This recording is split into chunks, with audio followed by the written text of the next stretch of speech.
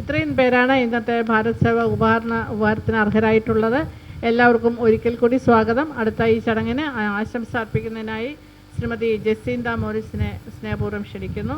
കവയത്രി, model, അഭിനേത്രി, സാമൂഹ്യ പ്രവർത്തക, അതുപോലെ തന്നെ ഏജീസ് ഓഫീസിലെ ദീർഘകാല ഉദ്യോഗസ്ഥ എന്നീ നിലകളിൽ പ്രവർത്തിച്ചിട്ടുള്ള വ്യക്തിത്വമാണ്. സ്നേഹപൂർവ്വം സ്വാഗതം. വേദിയിലിരിക്കുന്ന ബഹുമാനീയനായ ബാലേന്ദ്രൻ ചേട്ടൻ, BSSലെ മറ്റ് സ്റ്റാഫ് അംഗങ്ങൾ, അവാർഡ് ജേതാക്കളെ, പ്രിയമുള്ളവരെ, വളരെ അഭിമാനം തോന്നുന്നു. ഇന്നത്തെ ഈ സുദിനത്തിൽ 2 വാക്ക് ആശംസ അർപ്പിക്കാനായിട്ട് എനിക്കൊരു 5 വർഷം മുൻപേ ഞാനും BSS അവാർഡ് ജേതാവായിരുന്നു. ഏജീസ് ഓഫീസിൽ ജോലി ചെയ്യുന്ന സമയത്ത് നിരവധി പുസ്തകങ്ങൾ 3 ഭാഷകളിലായിട്ട് 10-20 പുസ്തകങ്ങൾ സർവീസിലിരിക്കുമ്പോൾ തന്നെ അതിന് എഴുത്തുകാരി എന്ന നിലയ്ക്കായിരുന്നു എനിക്ക് ഇവിടെ ആദരവ്.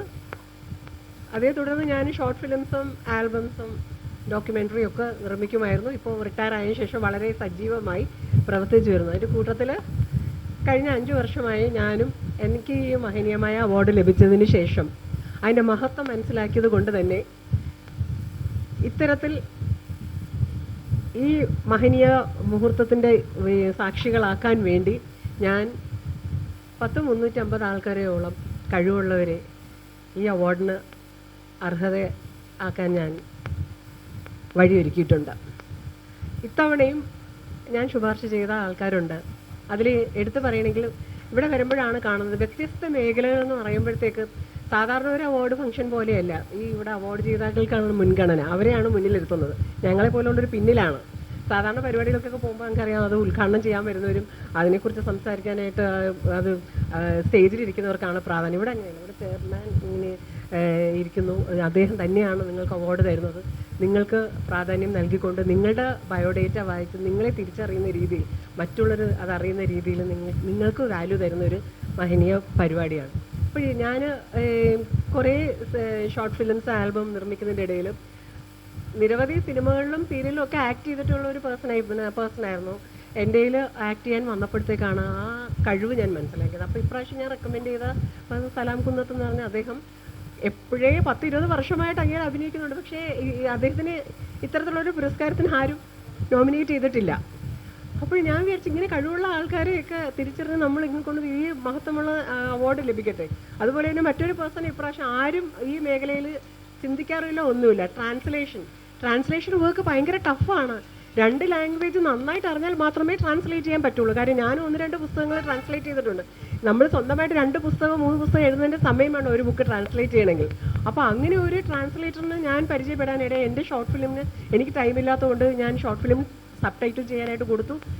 വളരെ ഭംഗിയായിട്ട് ഇംഗ്ലീഷ് സബ് ടൈറ്റിൽ ചെയ്തു. അപ്പോൾ ഈ പേഴ്സൺ ഇതിന് മുൻപും ഒരുപാട് പബ്ലിഷേഴ്സിൻ്റെ ഒരുപാട് ബുക്സ് ഇങ്ങനെ ട്രാൻസ്ലേറ്റ് ചെയ്തിട്ടുള്ള ആളാണ്. അപ്പോൾ ട്രാൻസ്ലേറ്ററിൻ്റെ മേഖലയിലും ഒരു പുരസ്കാരം ഇവിടുന്ന് കിട്ടിക്കോട്ടെ എന്ന് ഞാൻ വിചാരിച്ചു. അങ്ങനെ ഞാൻ ബിന്ദു, എൻ്റെ ഒരു കൂട്ടുകാരി, ഇവിടെ ട്രാൻസ്ലേറ്ററിൻ്റെ പുരസ്കാരത്തിന് ഇടയായി. അങ്ങനെ ഇവിടെ നിങ്ങൾ ഓരോരുത്തരും വന്നിരിക്കുന്നത് പല പല മേഖലകളിൽ നിന്നും പല ജില്ലകളിൽ നിന്നും അന്യ സംസ്ഥാനം 1-2 തവണ ഞാൻ തമിഴ്നാട്ടിൽ നിന്നും കർണാടകയിൽ നിന്നൊക്കെ എൻ്റെ കഴിവുള്ളവരെ കണ്ടുപിടിച്ച് ഇവിടെ കൊണ്ടുവന്നിട്ടുണ്ട്. അപ്പോൾ നമ്മളെല്ലാവരും ഇതുപോലെ ദൈവം എല്ലാവർക്കും കഴിവുകൾ തന്നിട്ടുണ്ട്. ചിലരുടെ കഴിവ് പ്രകടിപ്പിക്കാൻ അവസരം കിട്ടുന്നു, ചിലർക്ക് പറ്റുന്നില്ല. ചിലർ പ്രകടിപ്പിക്കുന്നത് ആരും അറിയാതെ പോകുന്നു. ചിലർ നല്ല രീതിയിൽ അറിയപ്പെട്ടെങ്കിലും ആക്ടിവിറ്റി കാണുന്നുണ്ട്, പക്ഷേ ഒരു ഓണർ കിട്ടിയിട്ടുണ്ടാവില്ല. അപ്പോൾ അത്തരത്തിലുള്ള ആൾക്കാരെ എല്ലാം കൊണ്ടുവന്ന് ഇതുപോലെ മഹത്വമുള്ളൊരു അവാർഡ് കിട്ടുന്നത് കാണുമ്പോൾ ഈ ശുപാർശ ചെയ്യുന്ന ആൾക്കും സന്തോഷം, കിട്ടുന്ന ആൾക്കും സന്തോഷം. അത് ഒരിക്കൽ കൂടി അവാർഡ് ജേതാക്കൾക്കൊക്കെ അഭിനന്ദനങ്ങൾ അറിയിച്ചുകൊണ്ട് വാക്കുകൾ നൽകുന്നു. അടുത്തതായി ശ്രീ ആസാദ് ആശീർവാദ്, കവി, സാഹിത്യകാരനാണ്, അതുപോലെ സാംസ്കാരിക പ്രവർത്തകനാണ്, ചവറ ഫ്രണ്ട്സ് തരംഗത്തിൻ്റെ പ്രസിഡൻ്റാണ്. സ്നേഹപൂർവ്വം സ്വാഗതം. ബഹുമാനപ്പെട്ട അധ്യക്ഷ, ആദരണീയനായ BSSൻ്റെ ദേശീയ ചെയർമാൻ BS അരവിന്ദൻ സാറ്, അതുപോലെ ഇന്ന് വ്യത്യസ്ത മേഖലകളിൽ മികവ് പുലർത്തി അവാർഡ് ജേതാക്കളായി ഇവിടെ എത്തിച്ചേർന്ന ബഹുമുഖ പ്രതിഭകളെ, പ്രിയ സുഹൃത്തുക്കളെ, ജനസേവനമാണ് ഈശ്വര സേവനം എന്ന ലക്ഷ്യത്തോടുകൂടെ പ്രവർത്തിക്കുന്ന BSSന് എല്ലാവിധ ഭാവുകങ്ങളും നേരുന്നു. അതുപോലെ തന്നെ ഇവിടെ സന്നിഹിതരായിരിക്കുന്ന എല്ലാവിധ വ്യത്യസ്ത സ്ഥലങ്ങളിൽ നിന്ന് എത്തിച്ചേർന്ന എല്ലാവർക്കും എൻ്റെ അഭിനന്ദനങ്ങളും അതുപോലെ തന്നെ തുടർന്നും അവരുടെ പ്രവർത്തനങ്ങളെല്ലാം തന്നെ തുടരട്ടെ എന്ന ആശംസകൾ നേർന്നുകൊണ്ട് എല്ലാവർക്കും നന്ദി, നമസ്കാരം. ബഹുമാനപ്പെട്ട ബി എസ് എസിൻ്റെ ചെയർമാൻ ശ്രീ ബാലേന്ദ്ര സാർ, ഞാൻ നന്മമരായി കാണുന്ന അദ്ദേഹം, അതുപോലെ തന്നെ അഡ്മിൻ ഡയറക്ടർ, ജോയിൻറ്റ് ഡയറക്ടേഴ്സ്, മറ്റുദ്യോഗസ്ഥരെ, ഈ സ്ഥാപനം കാത്തു സൂക്ഷിക്കുന്ന സെക്യൂരിറ്റി ഉദ്യോഗസ്ഥൻ, സർവോപരി എൻ്റെ മുന്നിലിരിക്കുന്ന അവാർഡ് ജേതാക്കളെ, അവരുടെ കൂടെ വന്ന സുഹൃത്തുക്കളെ, ഈ തിരുമുറ്റത്ത് നിന്ന് നമ്മൾ എത്രയോ മഹാന്മാർ ഇവിടെ നിന്ന് അവാർഡ് വാങ്ങിപ്പോയിട്ടുണ്ട്. ഇന്ത്യയിൽ അറിയപ്പെടുന്ന ഒരു ക്ഷയരോഗ വിദഗ്ധൻ ഡോക്ടർ ജെയിംസ് സാർ ഇവിടെ നിന്ന് നിശബ്ദനായിട്ട് വന്നിരിക്കുകയും ക്യൂ നിന്ന് അവാർഡ് വാങ്ങിപ്പോവുകയും ഞാൻ കണ്ടിട്ടുള്ളതാണ്.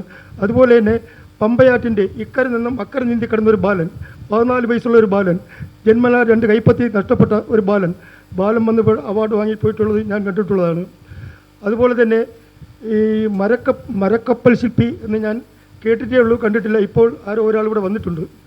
ഞാൻ ഈ വാസ്കോഡി ഗാമ പണ്ട് ലോകം ചുറ്റിയത് മരക്കപ്പലിലാണെന്ന് ഞാൻ കേട്ടിട്ടുണ്ട്. പക്ഷേ അങ്ങനെ ഒരു ശില്പിയെ ഞാൻ കണ്ടിട്ടില്ല. ആ ശില്പി ഈ ഓഡിറ്റോറിയൽ വന്നതായിട്ട് ഞാൻ മനസ്സിലാക്കുന്നു. അതുപോലെ തന്നെ നിങ്ങളെല്ലാവരും ഓരോ രീതിയിലുള്ള ശില്പികൾ തന്നെയാണ്. ഹൃദയത്തിൻ്റെ ഭാഷയിൽ ഞാൻ നിങ്ങൾക്ക് ഇനി ഇതുപോലുള്ള അസുലഭ മുഹൂർത്തങ്ങൾ ഉണ്ടാവട്ടെ എന്ന് ജഗദീശ്വരനോട് പ്രാർത്ഥിച്ചുകൊണ്ട് നിർത്തുന്നു. നന്ദി, നമസ്കാരം. അടുത്തതായി നിങ്ങളോട് സംസാരിക്കുന്നതിനും ഭാരത് സേവ ഉപഹാരം കൈമാറ്റം ചെയ്യുന്നതിനും ബഹുമാന്യായ ചെയർമാൻ BS ബാലേന്ദ്രൻ സാറിനെ സ്നേഹപൂർവ്വം ക്ഷണിക്കുന്നു. ബഹുമാനരെ, ഏറെ സന്തോഷം നൽകുന്ന ഒരു സായാഹ്നമാണ് ഭാരതീയ സമാജത്തിൻ്റെ ഈ മഹത് വ്യക്തികൾക്ക് ആദരം നൽകുന്ന ഈ ചടങ്ങ് എന്ന് പറയുന്നത്. ഇന്ന് നമ്മുടെ രാജ്യത്ത് ഒരു പ്രത്യേക ദിവസം കൂടിയാണ്. നമ്മുടെ രാജ്യത്തെ സ്ത്രീകൾക്ക് നിയമസഭയിലും പാർലമെന്റിലും നിയമനിർമ്മാണ സഭയിൽ കൂടുതൽ പ്രാതിനിധ്യം നൽകണമെന്നുള്ള നിലയിലേക്കുള്ള ഒരു നിയമം ചർച്ച ചെയ്യപ്പെട്ടുകൊണ്ടിരിക്കുന്ന ദിവസമാണ്. 33% ഇപ്പോൾ നിർദ്ദേശിക്കപ്പെട്ടിരിക്കുന്നത്. വാസ്തവത്തിൽ 50% വേണ്ടത് എന്ന് നമുക്ക് എല്ലാവർക്കും അറിയാം. തുല്യാവകാശം ഉറപ്പുവരുത്തേണ്ടുന്ന ഒന്നാണ്. ദേശീയ സ്വാതന്ത്ര്യ സമരത്തിന് ശേഷം ഭാരതം രൂപം കൊള്ളുമ്പോൾ നമ്മുടെ രാജ്യത്തെ ആദ്യമായി തെരഞ്ഞെടുപ്പ് വരുന്ന സമയത്ത് 21 വയസ്സായ മുഴുവൻ ആളുകൾക്കും വോട്ട് രേഖപ്പെടുത്തുവാനുള്ള അവകാശം ഉറപ്പു ചെയ്തപ്പോൾ അന്നത്തെ പ്രധാനമന്ത്രി പണ്ഡിറ്റ് ജവഹർലാൽ നെഹ്റുവിനോട് പലരും ചോദിച്ചു, നിരക്ഷരായ പാർശ്വവൽക്കരിക്കപ്പെട്ട ഒന്നും അറിയാത്ത ആളുകളെ കൊണ്ട് വോട്ട് ചെയ്യിപ്പിക്കുന്നത് ശരിയാണോ, അവർക്ക് വോട്ടവകാശം കൊടുക്കേണ്ടതുണ്ടോ എന്ന് ചോദിച്ചു. അപ്പോൾ ജവഹർലാൽ നെഹ്റു അതിന് പറഞ്ഞ മറുപടി, എൻ്റെ രാജ്യത്തെ പൗരസമൂഹം വോട്ട് ചെയ്യുമ്പോഴാണ് അവർക്ക് കരുത്തുണ്ടാകുന്നത്, അവർ എംപവർ ചെയ്യപ്പെടുന്നത്. വോട്ടവകാശം അത് ഒരിക്കലല്ല, 1, 2, 3, 4, 5 പ്രാവശ്യമല്ല, അവർ നിരന്തരമായി വോട്ട് ചെയ്യുമ്പോഴാണ് അവർക്ക് കരുത്തുണ്ടാവുക എന്ന്. ലോകത്തെ ഏറ്റവും വലിയ പ്രത്യേകതയാണ് നമ്മുടെ രാജ്യത്തെ ജനാധിപത്യത്തിലുള്ള വോട്ടവകാശം എന്ന് പറയുന്നത്. ആ 21 വയസ്സെന്നുള്ളത് ശ്രീ രാജീവ് ഗാന്ധി പ്രധാനമന്ത്രി ആയിരിക്കുമ്പോൾ 18 വയസ്സാക്കി മാറ്റി. അത് വലിയൊരു പരിവർത്തനമായിരുന്നു. രാജീവ് ഗാന്ധിയുടെ കാലത്ത് തന്നെ നമ്മുടെ പഞ്ചായത്ത് രാജ് ഇൻസ്റ്റിറ്റ്യൂഷൻസ് വ്യവസ്ഥാപിതമായി നിലവിൽ വരികയും സ്ത്രീകൾക്കും പട്ടികജാതി പട്ടികവർഗ വിഭാഗത്തിൽപ്പെട്ടവർക്കും പ്രത്യേകമായ പരിഗണന നൽകുന്ന വിധത്തിൽ സീറ്റുകൾ നിർണ്ണയിക്കുകയും ചെയ്തു.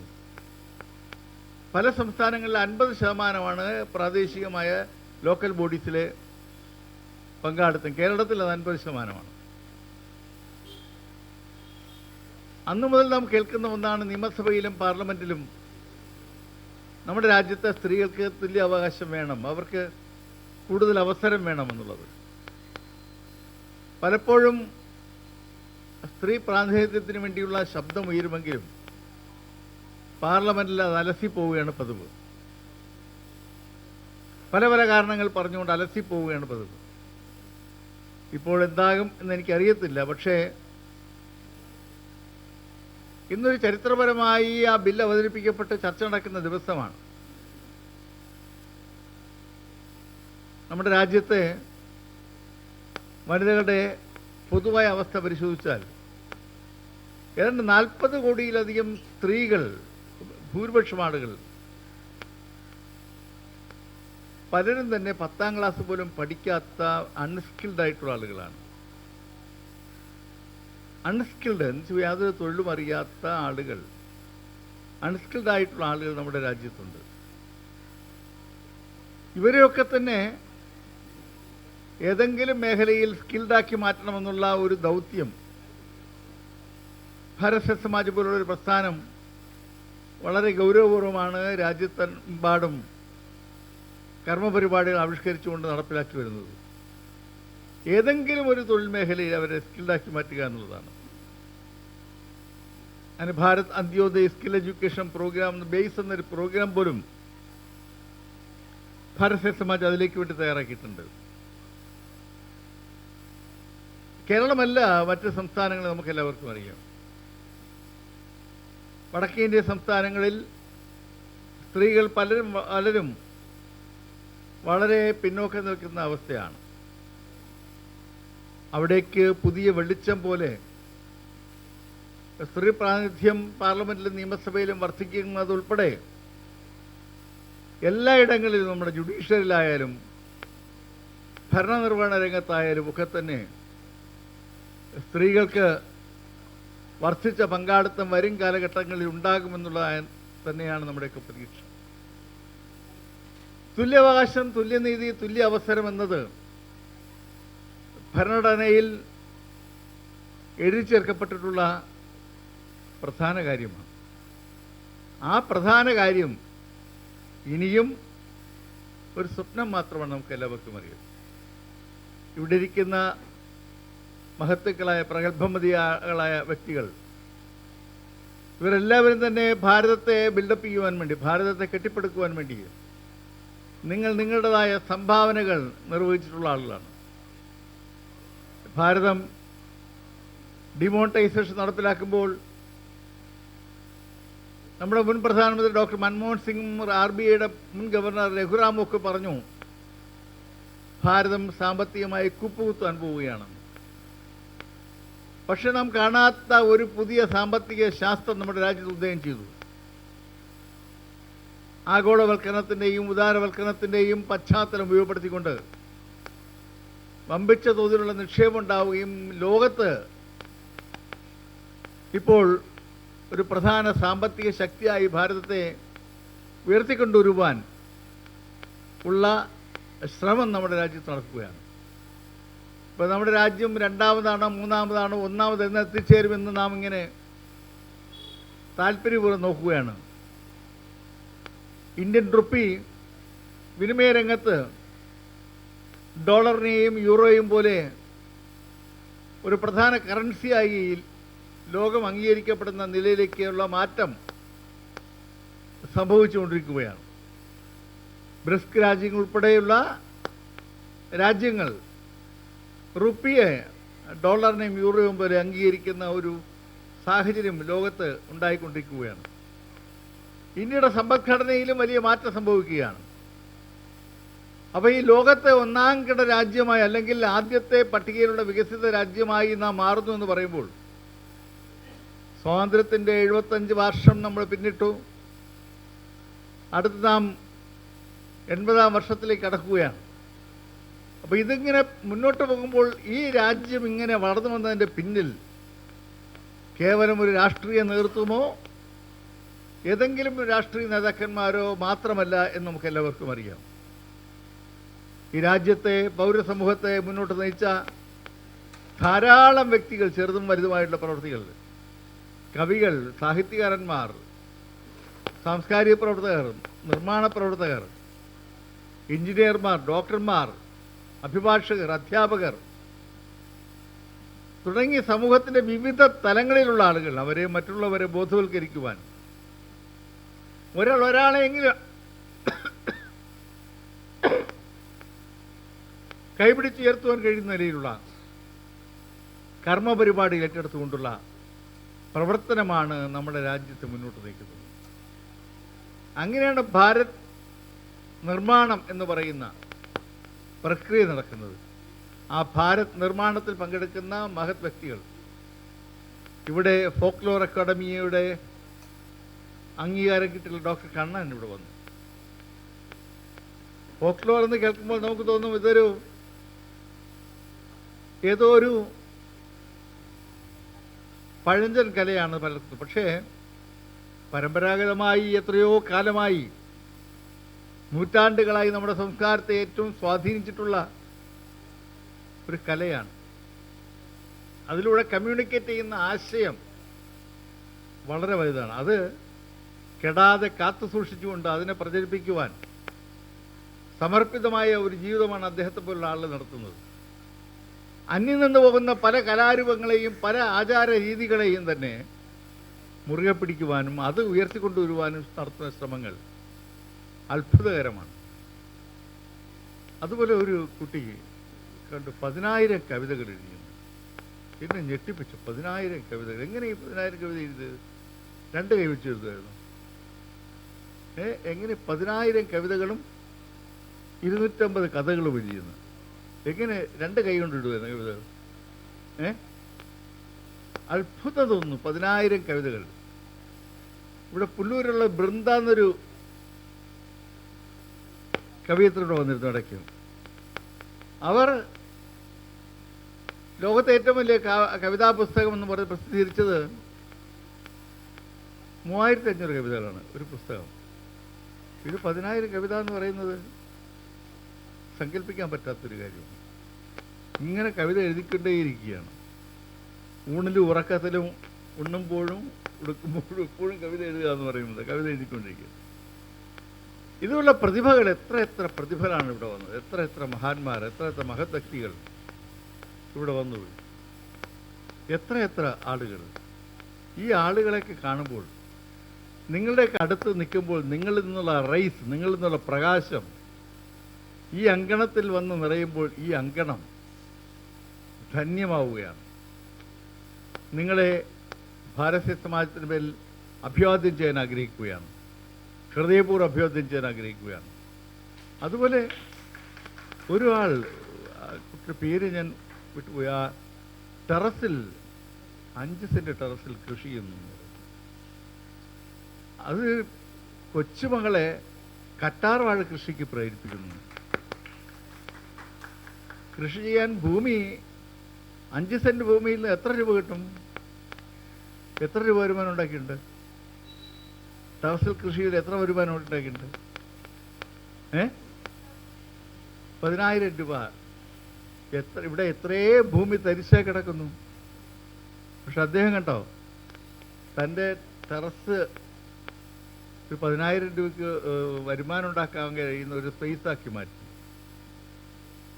കൊച്ചുമകളെയും ഇത് കൃഷി ചെയ്യാൻ പ്രേരിപ്പിക്കുന്ന പ്രവൃത്തി ചെയ്തു. പിന്നെ ഇവിടെ പരിചയപ്പെടുത്തിയപ്പോൾ വായിക്കാൻ വിട്ടുപോയ ഒരു കാര്യം, അച്ഛനും അമ്മയും, പ്രായമായ അച്ഛനും അമ്മയും, 90 കഴിഞ്ഞ അച്ഛനും അമ്മയാണ്. അവരെ രണ്ടുപേരെയും ചേർത്ത് പിടിച്ചുകൊണ്ടാണ് അദ്ദേഹം ഈ പ്രവൃത്തികളൊക്കെ ചെയ്യുന്നത്. ഇവിടെ പ്രായമായ ആളുകളെ കൊണ്ട് വാർദ്ധക്യ സദനത്തിൽ വിടുന്ന കാലമാണ്. അവിടെയാണ് അവരെയും ചേർത്ത് പിടിച്ചുകൊണ്ട് ആ കുട്ടി നടത്തുന്ന പ്രവർത്തനങ്ങൾ ഏറ്റവും നമുക്ക് മാതൃകാപരമായി അനുഭവപ്പെടുന്ന ഒന്നാണ്. ഇവിടെ എത്ര അനുഭവങ്ങളാണ് ഓരോരുത്തരും പങ്കുവച്ചിരിക്കുന്നത്. ഈ അവസരത്തിൽ ഒരു കാര്യം ഞാനിങ്ങനെ മുമ്പൊരിക്കൽ ആർ ബാലകൃഷ്ണപിള്ളയായിട്ട് സംസാരിക്കുമ്പോൾ ആർ ബാലകൃഷ്ണപിള്ള ഉപയോഗിച്ച ഒരു പദം എന്നെ ഇന്ന് എപ്പോൾ ഞാൻ ഇവിടെ ഇരുന്നപ്പോൾ ഓർക്കുകയാണ്. നമ്മുടെ താല്പര്യങ്ങളാണ് നമ്മുടെ നിലപാടുകൾ. താല്പര്യങ്ങൾ അത് രാഷ്ട്രീയം മാത്രമല്ല, വ്യക്തിപരമായി നമ്മുടെ താല്പര്യങ്ങൾ, ഒരു വ്യക്തിയുടെ താല്പര്യം ആര് സംരക്ഷിക്കുന്നു എന്നുള്ളതാണ്. നമ്മുടെ താല്പര്യം സംരക്ഷിക്കപ്പെട്ടാൽ മാത്രമല്ലേ നാം അത് ആ വിധത്തിൽ പ്രതികരിക്കൂ.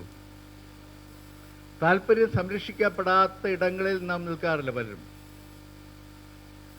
ഈ തെരഞ്ഞെടുപ്പ് എടുക്കുമ്പോൾ പലരും തന്നെ കണ്ടം മാറി ചാടുന്നു എന്ന് പറയുന്നത് കേൾക്കുന്നത് കേട്ടിട്ടില്ലേ? അപ്പോൾ മാറുമ്പോൾ അതിനെക്കുറിച്ച് പറയുന്നത് വിഭീഷണൻ്റെ കഥയാണ്. ഈ മാറിച്ചാടുന്നവർ പണ്ടും വിഭീഷണൻ്റെ സംസ്കാരമാണ്. സീതാദേവിയെ തട്ടിക്കൊണ്ടുപോയി അശോകവനത്തിൽ താമസിപ്പിച്ച് 1 വർഷത്തോളമായി. അപ്പോഴാണ് വിഭീഷണൻ രാവണനുമായി സംസാരിച്ച് അവിടെ നിന്ന് പുറത്താകുന്നത്. 1 വർഷത്തെ സമയമുണ്ടായിരുന്നു വിഭീഷണൻ. അതിന് മുമ്പൊന്നും പ്രതികരിച്ചില്ല. കാരണം ശ്രീരാമൻ വാനരസേനയോടൊപ്പം നങ്കൂരമിട്ടിരിക്കുന്നു എന്ന് അറിഞ്ഞപ്പോഴാണ്, യുദ്ധത്തിനൊരുങ്ങി കടൽക്കരയിൽ എത്തിയിരിക്കുന്നു എന്ന് അറിഞ്ഞപ്പോഴാണ് വിഭീഷണൻ അവിടെ രാവണൻ്റെ മുന്നിൽ നിന്ന് പ്രശ്നമുണ്ടാക്കി ചാടുന്നത് എന്നാണ്. എപ്പോഴും ശത്രു അപ്പുറത്ത് റെഡിയായിട്ടുണ്ട്, ആ ശത്രുവിൻ്റെ ഭാഗത്ത് ചേർന്നാൽ തനിക്ക് സംരക്ഷണം കിട്ടുമെന്നുള്ള തോന്നലിലാണ് പലപ്പോഴും പലരും അങ്ങോട്ട് ചാടുന്നതെന്നാണ് വിഭീഷണൻ്റെ സംസ്കാരത്തെക്കുറിച്ച് പറയുന്നത്. അപ്പോൾ വിഭീഷണൻ അന്ന് അവിടുന്ന് പുറത്തായി നേരെ ശ്രീരാമന് അഭയം പ്രാപിക്കുന്നു. ശ്രീരാമന് അഭയം പ്രാപിച്ചപ്പോൾ ശ്രീരാമന് വെറും അഭയം കൊടുക്കുകയല്ല ചെയ്തത്, രാജാവായി വാഴിച്ചു. ഈ വരുന്ന ആളുകൾക്ക് നേരത്തെ തന്നെ കാലുമാറി വരുന്നവർക്ക് ഒരു പദവി കൊടുക്കുമല്ലോ ഇല്ലേ? സീറ്റ് ഉറപ്പാക്കുക എന്നുള്ളത്. സീറ്റ് ഉറപ്പാക്കിയിട്ടാണല്ലോ വരുന്നത് ഇല്ലേ? അങ്ങനെയാണല്ലോ പലരും വരുന്നത്. സന്ദീപ് വാര്യർ കൂറുമാറുമ്പോൾ സന്ദീപ് വാര്യർക്ക് സീറ്റ് ഉറപ്പാക്കിയിട്ടാണ് വരുന്നത് ഇല്ലേ? ഓരോ ആളുകളും ജി സുധാകരൻ പാർട്ടി മാറുമ്പോൾ സുധാകരന് സീറ്റ് ഉറപ്പാക്കണം ഇല്ലേ? അപ്പോൾ ഇത് ഞാൻ വ്യക്തിപരമായി ആരെയും കുറ്റം പറയണമെന്നല്ല, നമ്മൾ കാണുന്ന വിഭീഷണ കൾച്ചർ എന്ന് പറയുന്നത് അന്നും ഇന്നും ഉണ്ട് എന്നുള്ളതാണ്. അന്നത്തെ വിഭീഷണൻ ഇന്നും ജീവിച്ചിരിക്കുന്നു എന്നുള്ളതാണ്. അപ്പോൾ ഈ അവസരങ്ങൾ ഒരുക്കിയിട്ടാണ് പലരും ചാടുന്നത് എന്നുള്ളതാണ്. അത് ഈ അധികാരത്തിലേക്കുള്ള ഒരു കൂറുമാറ്റം പോലെ, അധികാരത്തിലേക്കുള്ള ചൂടുമാറ്റം പോലെ ഇതൊരു ഒരു ഒരു ഒരു ഒരു പ്രക്രിയയാണ്. അത് താല്പര്യങ്ങളാണ് ഇല്ലേ? താല്പര്യ സംരക്ഷണാർത്ഥം ആളുകൾ മാറുന്നത്. അപ്പോൾ എനിക്ക് വിഭീഷണൻ്റെ കഥ ഇങ്ങനെ ഓർമ്മ വന്നപ്പോൾ തന്നെ ബാലകൃഷ്ണപിള്ളയുടെ വർത്തമാനവും എൻ്റെ മനസ്സിലേക്ക് കടന്നു. താല്പര്യങ്ങളാണ്, രാഷ്ട്രീയ താല്പര്യങ്ങൾ മാത്രമല്ല, നമ്മുടെയൊക്കെ തന്നെ വ്യക്തിപരമായ താല്പര്യങ്ങൾ. ആ താല്പര്യങ്ങൾ പലപ്പോഴും സംരക്ഷിക്കപ്പെടാൻ വേണ്ടി നാം എല്ലാം വ്യഗ്രത കാണിക്കുന്നു. താല്പര്യം സംരക്ഷിക്കപ്പെട്ടില്ല എങ്കിൽ നാം കലാപകാരികളായി മാറുന്നു, അല്ലെങ്കിൽ നാം പ്രതിഷേധിക്കുന്നു, നാം റിബലായി മാറുന്നു, സമൂഹത്തോട് കലഹിക്കാൻ തുടങ്ങുന്നു ഇല്ലേ? അത് നമ്മുടെ ഒരു സംസ്കാരമായി മാറുന്നു. അവിടെയാണ് സംയമനം പാലിക്കണമെന്ന് പലപ്പോഴും പലരും പറയാറ്. സംയമനം, 2 വാക്കുകൾ ഞാൻ നമ്മുടെ ഈ സദസ്സുമായി ഇന്ന് പങ്കുവയ്ക്കാൻ ആഗ്രഹിക്കുകയാണ്. ഒന്ന് താല്പര്യം, മറ്റൊന്ന് സംയമനം. ഈ സംയമനം പാലിക്കണമെന്ന് പലരും പറയാറുണ്ട്. ഇതാരാ സംയമനം പാലിക്കുന്നത്? ഒരിക്കലും സംയമനം പാലിക്കാത്ത ആളാണ് സംയമനം പാലിക്കുന്നത്.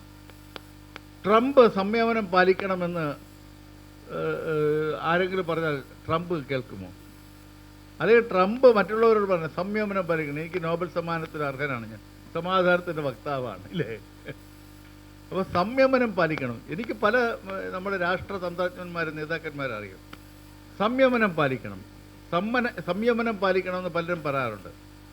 നമ്മളോട് തന്നെ എന്തെങ്കിലും നമുക്ക് വിഷമമുണ്ടായാൽ, എന്തെങ്കിലും പ്രതിഷേധിച്ചാൽ നമ്മുടെ ചില സുഹൃത്തുക്കൾ, നമ്മുടെ മുതിർന്നവരായ അല്ലെങ്കിൽ നമ്മുടെ സഹപ്രവർത്തകരായ ചില സംയമനം പാലിക്കുക.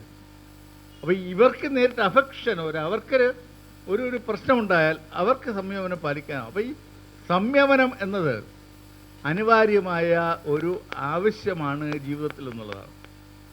സംയമനം എന്നതും താല്പര്യം എന്നതും നമ്മുടെ സമൂഹത്തെ സ്വാധീനിക്കുന്ന രണ്ട് പദങ്ങളാണെന്നുള്ളതാണ്.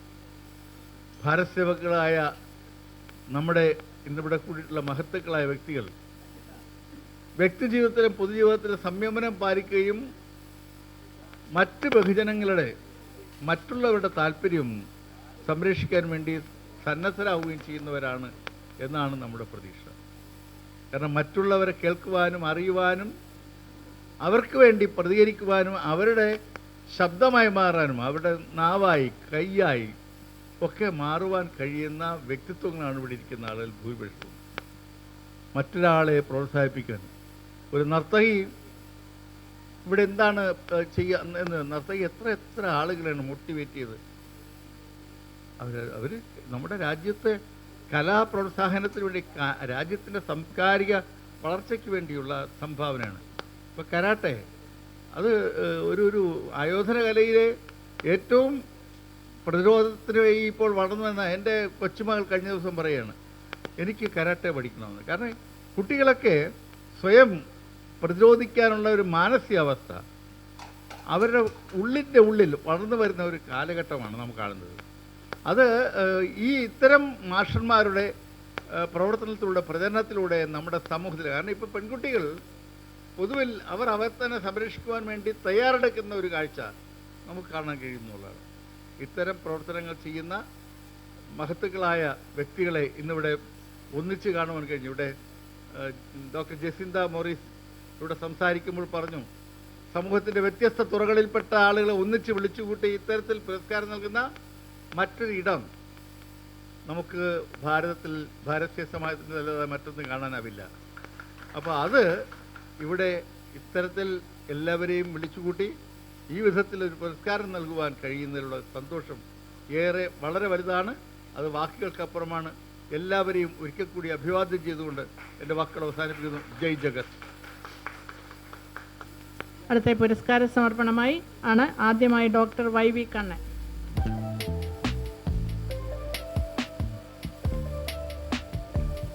Shri Sathyan Edathodi,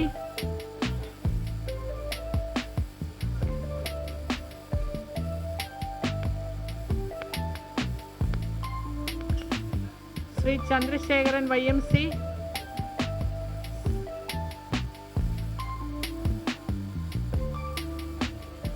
Shri Vadekkandi Narayanan,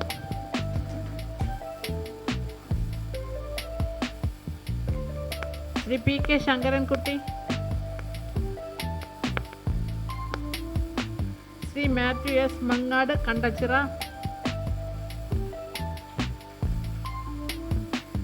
Shri KK Sreekumar,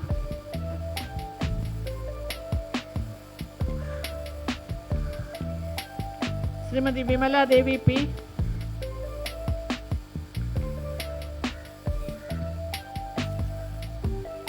Shri Faisal Muhammad,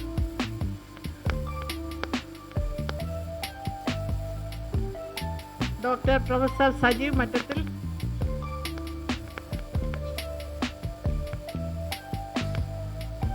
Shrimati Kunjumol CA,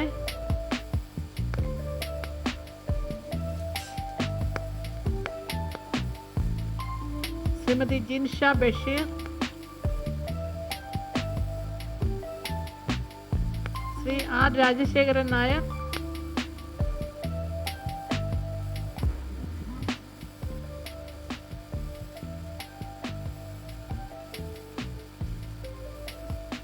Shri Sukumaran പുരന്തോടത്ത്,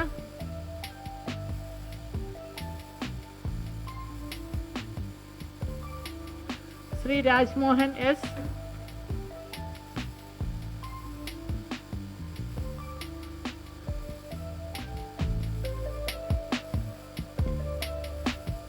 Shrimati Reji Jomy,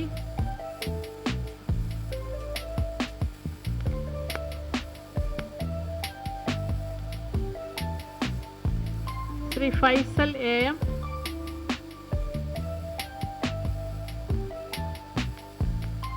Shri Biju Rajagiri,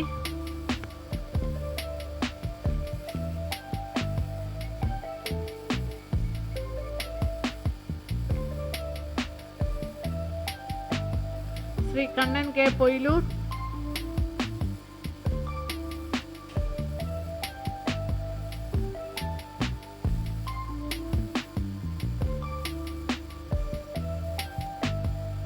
Shri Kalesh Kamal,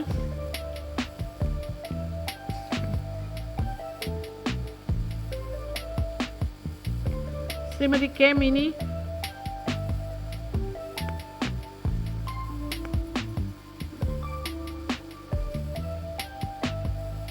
Shrimati Swapna Chittezham,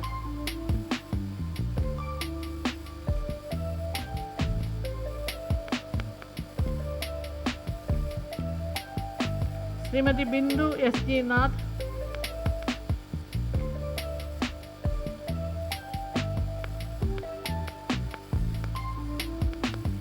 Shrimati Nihila C P,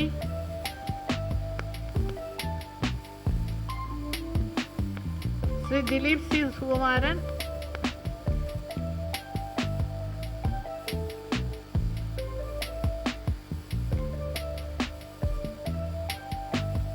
Shri Sivadasan Perumpuzha,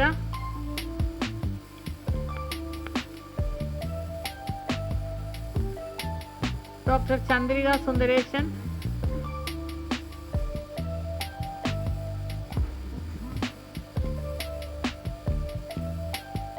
Shri Salam Kunnath,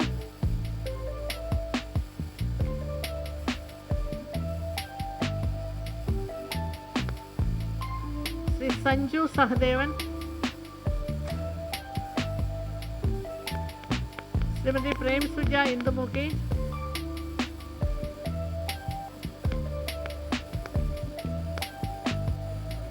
Shri Lakshmanan Priyamatha, Shrimati Shahiya P M,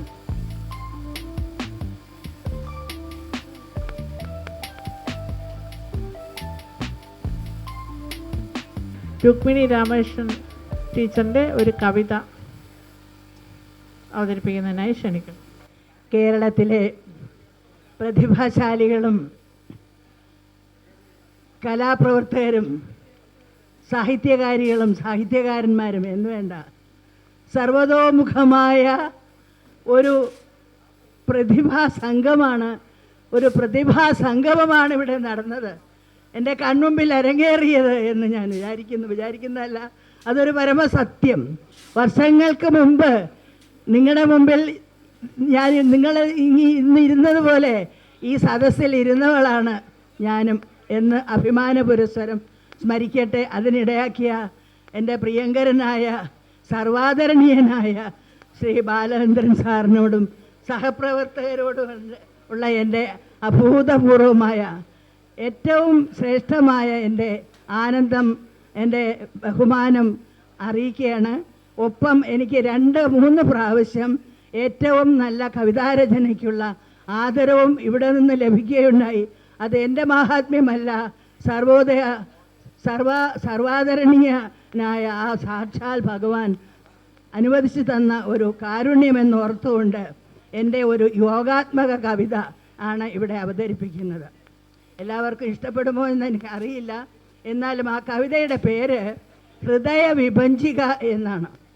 ഹൃദയവിഭജിക, ഹൃദയമാകുന്ന വീണ. എല്ലാവരുടെ ഹൃദയത്തിലും ഈ വീണ ഇരുന്ന് പാടുന്നുണ്ട്. എന്നാൽ എല്ലാവർക്കും കേൾക്കാൻ സാധിക്കുന്നില്ല. ആർക്ക് സാധിക്കും? യോഗികൾക്ക് മാത്രം സാധിക്കും. ഇതിൻ്റെ ഉറവിടം എവിടെ? അവരവരുടെ അനാഹത തന്നെയാണ്. അനാഹത ധ്വനിയാണ് ആ സംഗീതമായി ലോകം മുഴുവനും അലയടിക്കുന്നത്. അതുകൊണ്ട് ടാഗോർ പറയുന്നു, ധ്യാനത്തിലൂടെ ഈ ഒരു സംഗീത സുഖം അനുഭവിക്കാൻ നിങ്ങൾക്ക് സാധിക്കുമാറാകണം എന്നുള്ള പ്രാർത്ഥനയോടെയാണ് നിങ്ങളുടെ മുമ്പിൽ ഈ കവിത അവതരിപ്പിക്കുന്നത്. ഇതിനനുവദിച്ച ഇതിൻ്റെ സാരഥികൾക്ക് എൻ്റെ ഹൃദയം നിറഞ്ഞ ആദരങ്ങളും അഭിനന്ദനങ്ങളും അറിയിക്കുന്നു. കണ്ണടച്ചാലുമെൻ്റെ കണ്ണിൽ തെളിയുമീ ദിവ്യപ്രകാശത്തിൻ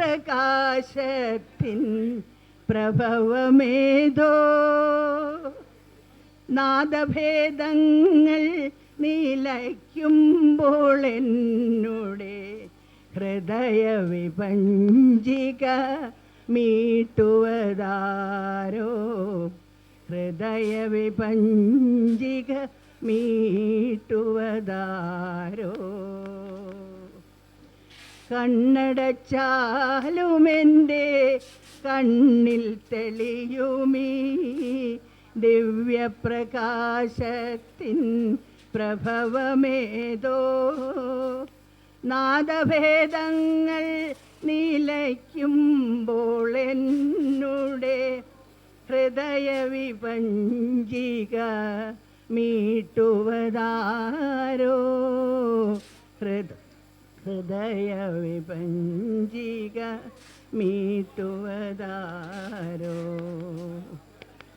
അലൗകികാനന്ദമേകുമി രാഗത്തിൻ പേരെനിക്കറിയില്ല എന്നാകിലും സിരകളിലാകെ പടർന്നന്തരാത്മാവിൽ കുളിരണിക്കയാണനവരതം കുളിരണിക്കയാണ് അനവരതം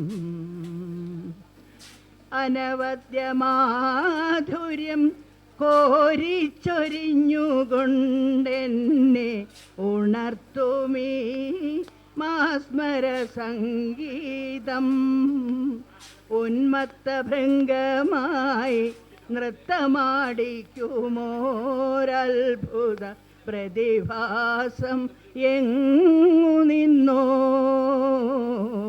അത്ഭുത പ്രതിഭാസം എങ്ങു നിന്നോ വാചാമഗോചരമെന്നേ പറയാവൂ അനർഗളമൊഴുകുമീ മൗനഗാനം വാചാമഗോചരമെന്നേ പറയാവൂ അനർഗളമൊഴുകുമീ മൗനഗാനം ഒരിക്കലും പിരിയാത്ത സഖിയായൻ മാനസ വിൺഗംഗയായി സതതം ഒഴുകിടട്ടെ വിൺഗംഗയായി സതതം ഒഴുകിടട്ടെ സംഗീതഗംഗയിൽ ആറാടിയും ദിവ്യ സൗവർണ ശോഭയിൽ മനം കുളിർത്തും യോഗി ചിത്തത്തിൻ അനാഹത സിദ്ധിയിൽ ജനിമൃതി സാഫല്യം നേടിടട്ടെ നിത്യസൗഭാഗ്യം ജനിമൃതി സാഫല്യം നേടിടട്ടെ നിത്യനിർവാണ സൗഖ്യം നുകർന്നിടട്ടെ നിത്യനിർവാണ സൗഖ്യം നുകർന്നിടട്ടെ നിത്യനിർവാണ സൗഖ്യം നുകർന്നിടട്ടെ കണ്ണടച്ചാലുമെൻ്റെ കണ്ണിൽ തെളിയുമീ ദിവ്യപ്രകാശത്തിൻ പ്രഭവമേതോ നാദഭേദങ്ങൾ നിലയ്ക്കുമ്പോൾ എന്നുടെ ഹൃദയവിപഞ്ചിക മീട്ടുവതാരോ ഹൃദയവിപഞ്ചിക മീട്ടുവതാരോ ബഹളത്തിനിടയിൽ ശ്രവിക്കാനുള്ള ഒരു കവിതയല്ല എന്ന് ഖേദപൂർവ്വം സ്മരിച്ചുകൊണ്ട് നിർത്തട്ടെ. എല്ലാവർക്കും എല്ലാവിധമായ സൗഭാഗ്യങ്ങളും പ്രത്യേകിച്ച് ഈശ്വരാകാരുണ്യം ഉണ്ടാകട്ടെ. നമ്മുടെ നാട് ഇതുപോലെയുള്ള മഹാത്മാക്കളുടെ പ്രഭാവത്താൽ അവരുടെ പരിശ്രമത്താൽ നന്നായി വരട്ടെ. ഭാരതം ലോകത്തിന് ഒരു ഗുരുവായി തീരട്ടെ എന്ന് ഹൃദയപൂർവ്വം പ്രാർത്ഥിച്ചുകൊണ്ട് നിർത്തട്ടെ. എല്ലാവർക്കും അഭിനന്ദനങ്ങൾ, അഭിവാദ്യങ്ങൾ, നമസ്കാരങ്ങൾ സ്നേഹപൂർവ്വം.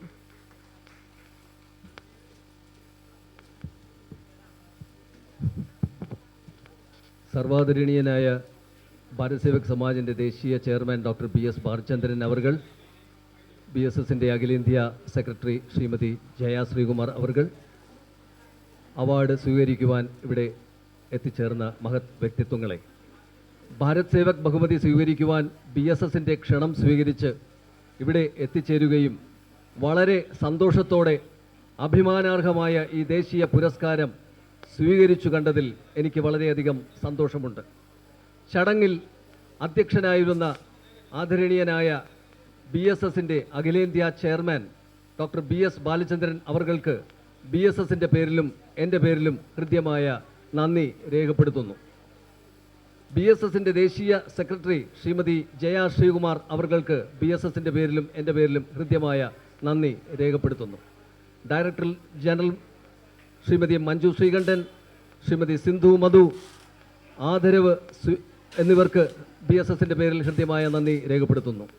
ആദരവ് സ്വീകരിച്ച മഹത് വ്യക്തിത്വങ്ങൾക്ക് വീണ്ടും BSSൻ്റെ പേരിൽ എൻ്റെ പേരിലും ഹൃദ്യമായ നന്ദി രേഖപ്പെടുത്തുന്നു. മറ്റ് അസിസ്റ്റൻറ്റ് ഡയറക്ടർമാർ, പ്രോഗ്രാം ഓഫീസർമാർ, പ്രോഗ്രാം അസിസ്റ്റൻറ്റുമാർ തുടങ്ങിയ എല്ലാ BSS പ്രവർത്തകർക്കും ഈ പരിപാടിയുടെ പങ്കാളിത്വം വഹിച്ചതിന് വീണ്ടും നന്ദി രേഖപ്പെടുത്തിക്കൊണ്ട് ഞാൻ എൻ്റെ വാക്കുകൾ ഉപസംഹരിക്കുന്നു. ദേശീയ ഗാനം.